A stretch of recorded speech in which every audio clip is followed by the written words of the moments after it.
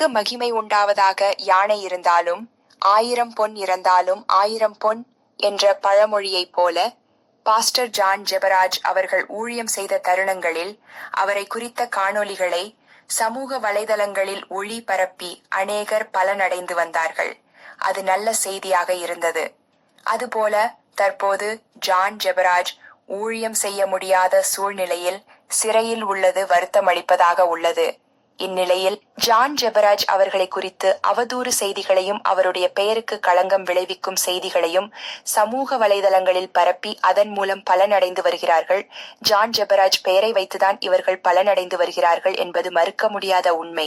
அவதூறு பரப்பாமல் அவருக்கு ஆறுதல் தருகின்ற விதமாக எத்தனையோ நன்மைகளை செய்தியாக வெளியிடலாம். ஆனால் உண்மைக்கு மாறாக செய்தி வெளியிடுவது வருத்தமளிக்கிறது. தற்போது நடப்பது குடும்ப பிரச்சனை. அதற்கு தீர்வு உண்டு. அவருக்கு ஜாமீன் மறுக்கப்பட்டிருக்கிறது. அடுத்த முறை வெளிவர வாய்ப்பு இருக்கிறது. எனவே அன்பு கூர்ந்து ஆறுதல் தரும்படியான செய்திகளை வெளியிடுங்கள். குதிரை இடறி விழுந்தால் உடனே எழுந்துவிடும்.